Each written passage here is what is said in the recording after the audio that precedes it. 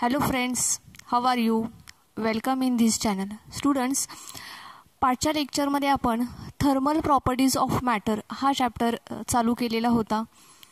पाठच्या 2 व्हिडिओजमध्ये आपण thermal एक्सपान्शनवरती discuss करतोय. त्याचे 3 टाइप्स देखील आपण बघितलेले आहेत. For example linear expansion, areal expansion and volume expansion. Right students, त्याच्या पुढचा भाग आपल्याला आज बघायचा आहे. त्याचे प्रॉब्लेम्स न्यूमॅरिकल्स आपल्याला सॉल्व्ह करायचे आहेत.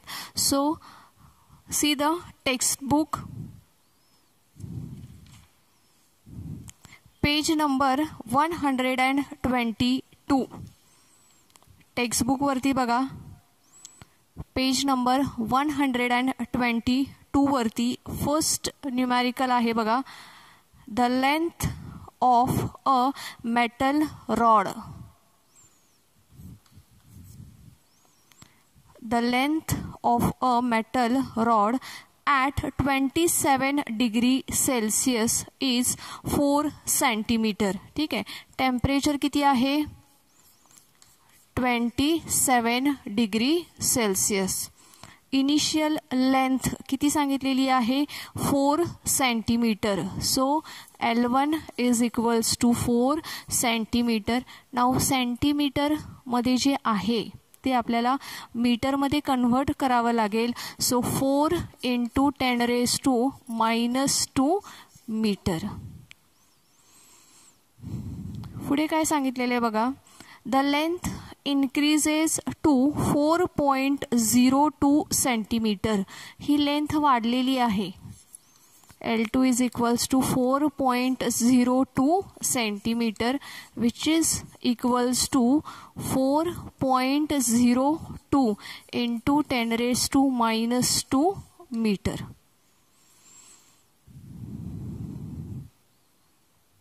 When the metal rod is heated up to 387 degree Celsius. T2 दिलेला आहे आपल्याला 387 degree Celsius. Determine the coefficient of linear expansion of the metal rod.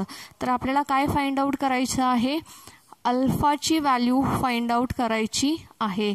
The coefficient of linear expansion आपल्याला फाइंड आउट करायचा आहे. कसं find out करता येईल? Alpha is equals to, formula सर्वांना माहीत आहे. अल्फा इज इक्वल्स टू काय आहे? L2 minus L1 upon L1 into T2 minus T1. Formula आपल्याला माहीत आहे. ठीक आहे. ह्या फॉर्म्युल्यामध्ये व्हॅल्यूज पुट करायच्या आहेत.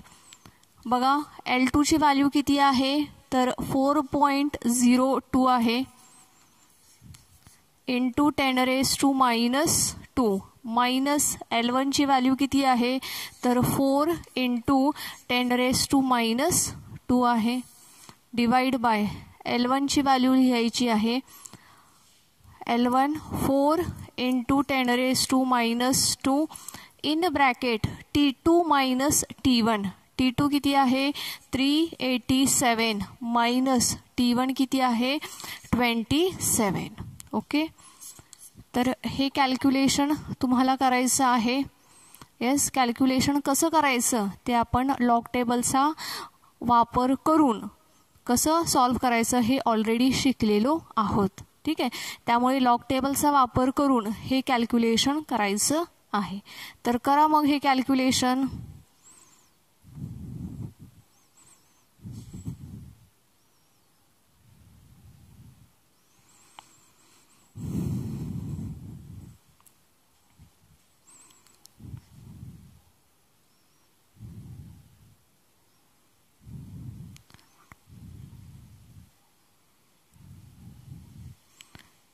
येस, सर्वांचं कॅल्क्युलेशन झालेलं आहे असं कन्सिडर करून मी आन्सर लिहिते. इथं 1.39 इंटू 10⁻⁻5 पर डिग्री सेल्सिअस असं अल्फाचं आन्सर आहे.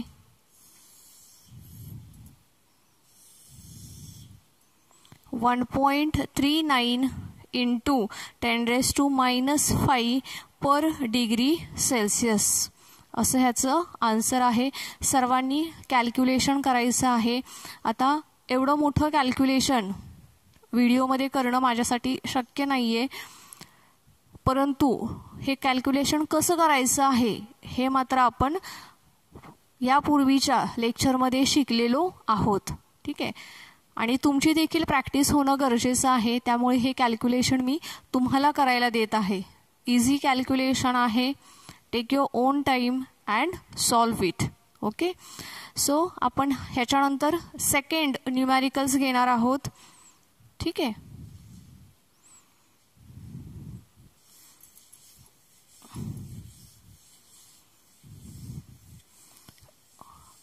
प्रॉब्लेम्स माझ्यासोबतच सॉल्व करायचे आहेत स्टुडंट्सने.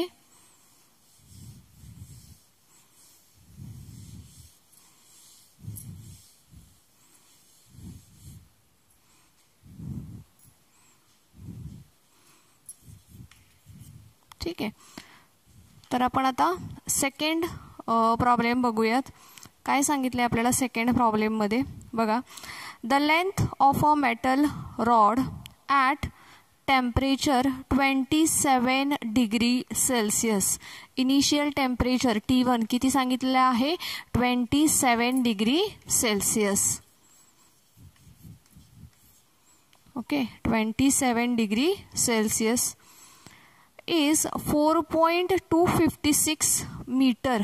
L1 दिलेला आहे 4.256 metre. Find the temperature at which the length of the same rod increases to 4.268 meter. L2 किती आहे? 4.268 meter. Alpha for iron. Alpha means coefficient of linear expansion. दिलेला आहे. अल्फा किती दिलेला आहे? Alpha is equals to 1.2 into 10⁻⁻⁵ 10⁻⁻⁵ per kelvin. Okay, तर काढायचे काय आपल्याला ह्याच्यामध्ये? प्रश्न लक्षात येतोय सर्वांच्या? काय प्रश्न विचारलेला आहे? एक रॉड आहे, इनिशियली टेम्परेचर 27 डिग्री सेल्सिअस आहे. त्या रॉडची लेंथ आहे 4.256 मीटर. आता त्याचं टेम्परेचर इन्क्रीज केलेलं आहे, राईट? किती गेले ते माहीत नाही, ते आपल्याला फाइंड आउट करायचं आहे. परंतु तेवढं टेम्परेचर इन्क्रीज केल्यामुळे the length becomes now 4.268 metre and alpha is the coefficient of linear expansion which is equals to 1.2 into 10⁻⁻⁵ per kelvin. ठीक आहे, तर what is the temperature? T2 ची व्हॅल्यू आपल्याला फाइंड आउट करायची आहे. ओके, T2 ची value काय करायची आहे? आपल्याला फाइंड आउट करायची आहे. कशी फाइंड आउट करता येईल? येस, आपल्याला फॉर्म्युला माहिती आहे. कोइफिशियंट ऑफ लिनियर एक्सपान्शनचा formula alpha is equals to काय आहे? Alpha is equals to L2 minus L1 upon L1 into T2 minus T1. ठीक आहे, आपल्याला T2 ची व्हॅल्यू फाइंड आउट करायची आहे. आपण काय करूयात आता? ह्या L1 ने ब्रॅकेटच्या आतमध्ये मल्टिप्लाय करून घेऊयात. ठीक आहे, L1 ने काय करायचं आहे? ब्रॅकेटच्या आतमध्ये मल्टिप्लाय करायचं आहे. So L2 minus L1 upon इथे जर का मल्टिप्लाय केलं तर काय होईल? L1 into T2 minus L1 into T1. Okay, ठीक आहे, काय केलेलं आहे? फक्त आपण ब्रॅकेटच्या आतमध्ये मल्टिप्लाय केलेलं आहे. आता नेक्स्ट स्टेपला मी काय करणार आहे? हा जो अल्फा आहे, ह्या अल्फाला मी इकडे डिनॉमिनेटरमध्ये घेते आणि ही जी टर्म आहे त्या टर्मला काय करूयात? आपण इकडच्या बाजूला घेऊयात. सो काय होईल मग? L1 T2 minus L1 T1 is equals to काय होईल इथे? L2 minus L1 upon alpha असं होईल. ठीक आहे. आता -L1T1 इकडे मायनस आहे, पलीकडे गेल्यावर तो काय होईल, प्लस होईल. ठीक आहे. So L1T2 is equals to, हे इकडे येणार आहे ना, so it becomes L1T1 plus L2 minus L1 upon alpha होईल. ओके. नाऊ आपल्याला व्हॅल्यू कशाची काढायची आहे, तर आपल्याला व्हॅल्यू काढायची आहे T2 ची. तर हा जो L1 आहे त्याला आपण काय करूयात, इकडे मल्टिप्लाय करूयात. So T2 is equals to काय होईल, हा 1 अपॉन L1 आणि ही जी टर्म आहे ती ब्रॅकेटमध्ये राहील. काय होईल ती ब्रॅकेटमध्ये, L1 into T1 plus L2 minus L1 upon alpha. ठीक आहे. आता T2 ची व्हॅल्यू काढता येईल का, येस. का, कारण की आपल्याकडे L1 किती आहे, 4.256 मीटर गिवन आहे, T1 27 डिग्री सेल्सिअस, L2 4.268 आणि अल्फा म्हणजे 1.2 इंटू 10⁻⁻5. व्हॅल्यूज गिवन आहेत, व्हॅल्यूज ह्याच्यामध्ये पुट करायच्या आहेत आणि कॅल्क्युलेशन करायचं आहे with the help of log table. Okay. So start doing. Value put करा आणि कॅल्क्युलेशन करा.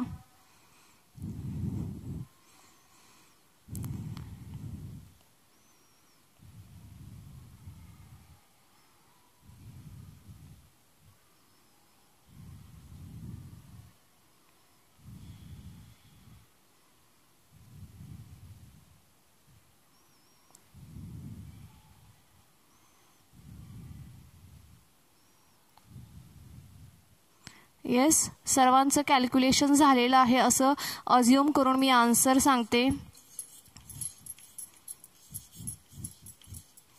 Okay. This is the value of final temperature, that is 261.96 degree Celsius.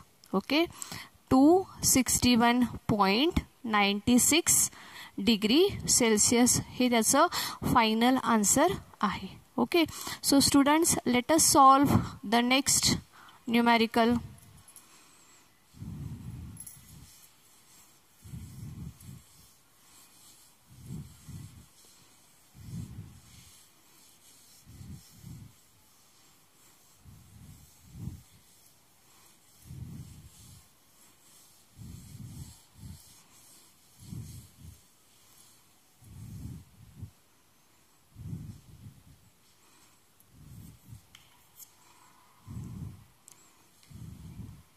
Okay. Third numerical आपण बघणार आहोत. पेज नंबर 123 वरती आहे बघा. A thin aluminium plate has an area 286 centimetre cube. ठीक आहे. A1 is equals to 286 centimetre square at 20 degree Celsius. T1 किती आहे, 20 degree Celsius. Find its area when it is heated up to 180 degree Celsius. ठीक आहे. Beta for aluminium, the coefficient of areal expansion, बीटाची value दिलेली आहे 4.9 into 10⁻⁻5 per degree Celsius. Okay. तर find out काय करायचं आहे ह्याच्यामध्ये, A2 ची व्हॅल्यू आपल्याला फाइंड आउट करायची आहे. ठीक आहे. कसं फाइंड आउट करता येईल, काय करता येईल आपल्याला. ओके. काय formula, beta is equals to A2 minus A1 upon A1 into T2 minus T1 असा फॉर्म्युला आहे. A2 ची व्हॅल्यू काढायची आहे. सो ह्याने इकडे मल्टिप्लाय करूया. So it becomes beta into A1 into T2 minus T1 which is equals to A2 minus A1. Okay, A2 ची value काढायची आहे. सो हा जो -A1 आहे त्याला आपण काय करूयात, इकडे आणून प्लस करूयात. So A2 is equals to काय होईल मग, A1 plus beta into A1 ब्रॅकेटमध्ये T2 minus T1. ठीक आहे. नाऊ A1 आणि हा A1 काय आहे, कॉमन आहे. सो त्याला आपण काय करूयात, ब्रॅकेटच्या बाहेर घेऊयात. सो A1 इन ब्रॅकेट, इथे काय शिल्लक राहील 1 प्लस इथे काय शिल्लक राहील beta into T2 minus T1. Yes, आता कॅल्क्युलेशन करता येईल का तुम्हाला, A2 फाइंड आउट करता येईल. आपल्याकडे A1 ची व्हॅल्यू आहे, बीटाची व्हॅल्यू आहे, T2 आणि T1 ह्या दोनही व्हॅल्यूज आपल्याकडे आहेत. सो व्हॅल्यू पुट करा आणि ह्याचं कॅल्क्युलेशन करा.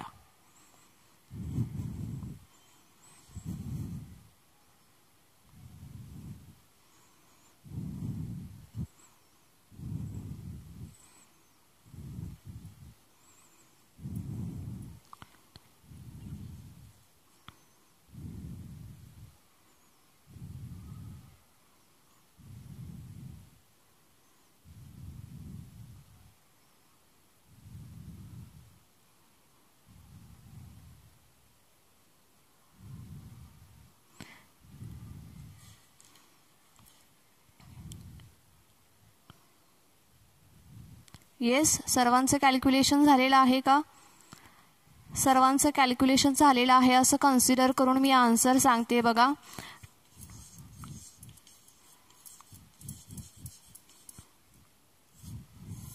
A2 is equals to 288.24 centimetre square is the final area किंवा इन्क्रीज्ड इन एरिया आपण असं म्हणू शकतो त्याला. So this is your third example. ह्याच्यानंतर आपल्याला फोर्थ एक्झाम्पल बघायचं आहे. See the page number 124.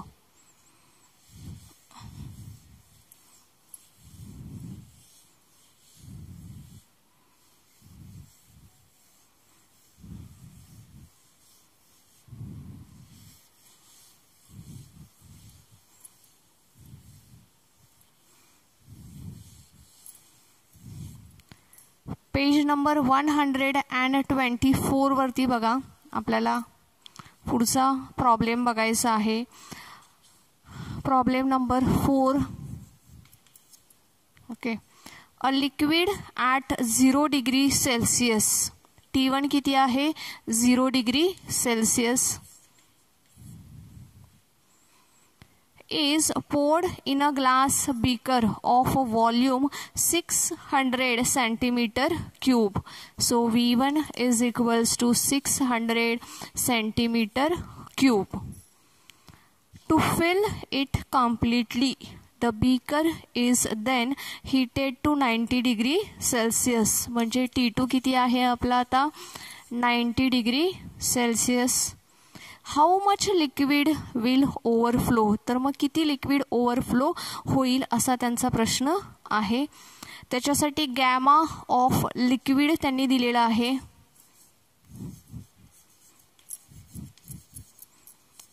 Gamma of liquid आहे 1.75 into 10⁻⁻⁴ per degree celsius. Also gamma of glass पण दिलेला आहे which is equals to 2.75 into 10⁻⁻⁵ per degree Celsius असं दिलेलं आहे. ठीक आहे, तर ह्याच्यावरून आपल्याला काय फाइंड आउट करायचं आहे, तर हाऊ मच लिक्विड ओव्हरफ्लो, किती लिक्विड ओव्हरफ्लो झालेला आहे हे आपल्याला फाइंड आउट करायचं आहे. ठीक आहे. So as we know formula for the volume expansion काय बघितलंय आपण, formula gamma is equals to V2 minus V1 upon V1 into T2 minus T1. ठीक आहे. नाउ V2 मायनस V1 हा काय आहे, इन्क्रीज आहे, increase in a volume V2 minus V1 is equals to काय होईल, gamma into V1 into T2 minus T1. ठीक आहे. आता V2 मायनस V1 हा काय आहे, इन्क्रीज इन अ व्हॉल्यूम किंवा एक्सपान्शन ऑफ अ व्हॉल्यूम आपण त्याला असं म्हणू शकतो. तर मग आपल्याला हे ग्लाससाठी आणि बीकरसाठी, ओके, ग्लास आणि लिक्विड ह्या दोघांसाठी expansion in a volume find out करायचं आहे. त्यांचा डिक्रीज जर का आपण फाइंड आउट केला, त्यांच्यामध्ये होणारा जो डिफरन्स आहे तो डिफरन्स जर का आपण फाइंड आउट केला तर इझिली आपल्याला किती ओव्हरफ्लो झालेला आहे हे लक्षात येईल. सो आपण काय करूया, सुरुवातीला ग्लासचा, त्याच्यानंतर मग आपण लिक्विड, असं ह्या दोघांसाठी देखील काय करणार आहोत, आपण increase in a volume find out करणार आहोत. सो V2 मायनस V1 सुरुवातीला कोणाचा घेऊया, लिक्विडचा घेऊयात. लिक्विड इज इक्वल्स टू काय होईल, gamma of liquid into V1 into T2 minus T1. ठीक आहे. गॅमा ऑफ लिक्विड दिलेला आहे, V1 आणि T2 T1 ह्याही व्हॅल्यू आपल्याला गिवन आहेत. सो ह्याच्यामध्ये व्हॅल्यू पुट करा आणि कॅल्क्युलेशन करा. बघा बरं किती व्हॅल्यू मिळते आपल्याला increase in a volume for the liquid.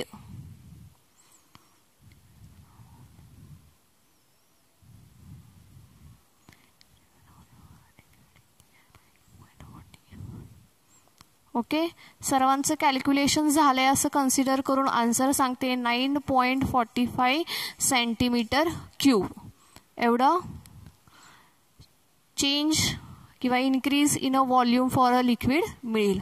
अशाच पद्धतीने आपल्याला काय काढायचं आहे, V2 minus V1 for the glass find out करायचं आहे. मग इथं काय येईल, gamma of glass into V1 into T2 minus T1. Yes, हे करा कॅल्क्युलेशन.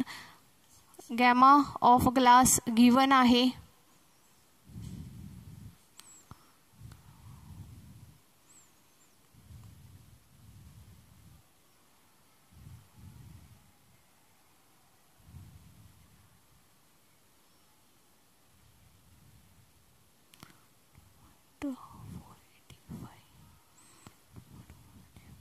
येस, किती असेल हे, 1.485 सेंटीमीटर क्यूब एवढं काय आहे, increase in a volume of the beaker. Glass असं म्हटलं तरी चालेल किंवा इथं बीकर असं म्हटलं तरी चालेल. ठीक आहे.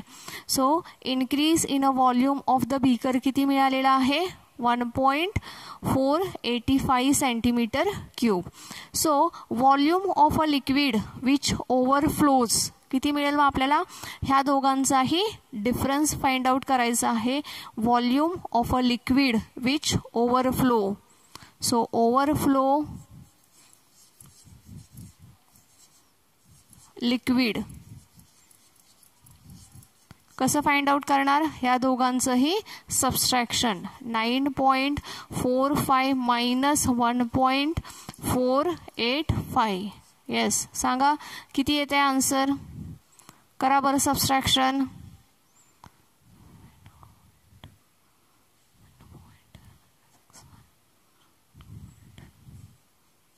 येस, 7.965 सेंटीमीटर क्यूब एवढं काय झालेलं आहे, ओव्हरफ्लो झालेला आहे. ठीक आहे. 7.965 सेंटीमीटर क्यूब एवढं लिक्विडचं ओव्हरफ्लो झालेला आहे. ओके. सो स्टुडंट्स, आता नेक्स्ट प्रॉब्लेम आपण बघणार आहोत. That is on the page number 125.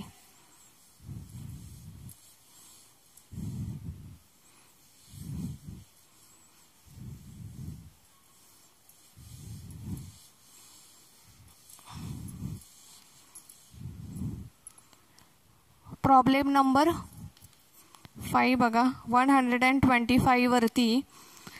A sheet of a brass is 50 centimeter long and 8 centimeter broad. ठीक आहे. सो A1 काय येईल मग 50 × 8. येस, कॅल्क्युलेशन करायचं आहे. ॲट 0 डिग्री सेल्सिअस T1 किती आहे 0 degree celsius. If the surface area at 100 degree celsius T2 किती आहे 100 डिग्री सेल्सिअस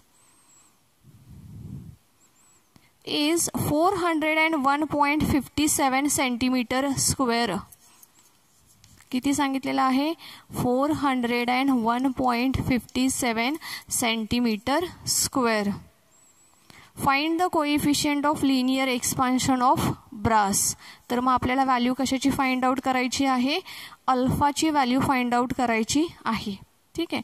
कसं फाइंड आउट करता येईल येस कसं फाइंड आउट करता येईल बघा. हे पहिल्यांदा बघूया 50 × 8 किती होईल 400 सेंटीमीटर स्क्वेअर. ओके.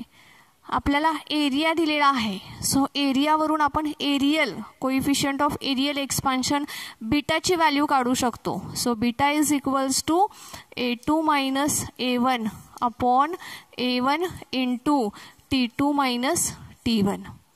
व्हॅल्यूज आहेत A1 A2 T1 T2 values आहेत. व्हॅल्यू पुट करा आणि कोइफिशियंट ऑफ एरियल एक्सपान्शन हे पहिल्यांदा फाइंड आउट करा. बीटाची व्हॅल्यू काढूयात.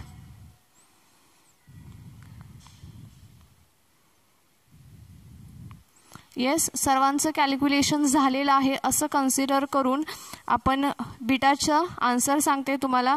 आन्सर आहे 0.3925 × 10⁻⁻⁴ per degree celsius. 0.3925 × 10⁻⁻⁴ per degree celsius असा आन्सर आहे. नाऊ लास्ट लेक्चरला आपण एक रिलेशन बघितलं होतं alpha is equals to beta by 2 असं आपण रिलेशन बघितलेलं होतं. ठीक आहे. So beta is equals to काय आहे मग 2 अल्फा असं आहे. Okay. Beta is equals to काय होईल 2 अल्फा. आपल्याला व्हॅल्यू कशाची काढायची आहे अल्फाची व्हॅल्यू काढायची आहे. सो आपण इथंच कॅल्क्युलेशन करूया. मग बीटाची व्हॅल्यू किती आहे 0.3925 × 10⁻⁻⁴ डिवाइड बाय 2. ठीक आहे. हे कॅल्क्युलेशन करायचं आहे. करा बरं कॅल्क्युलेशन.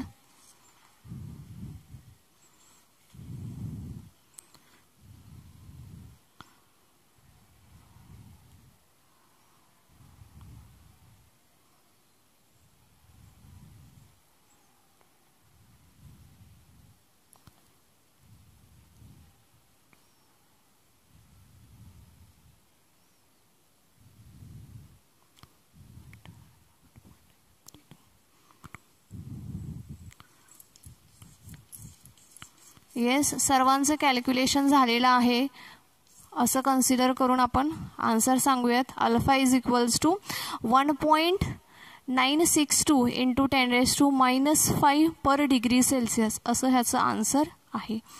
Okay student. सो अशा पद्धतीने आपण थर्मल प्रॉपर्टीज ह्याच्यावरचे जे न्यूमॅरिकल्स होते ते आजच्या व्हिडिओमध्ये कंप्लीट केलेले आहेत. आजच्या व्हिडिओमध्ये आपण इथंच थांबूयात. ह्याच्या पुढचा जो भाग आहे आपण नवीन टॉपिक चालू करणार आहोत नेक्स्ट लेक्चरमध्ये.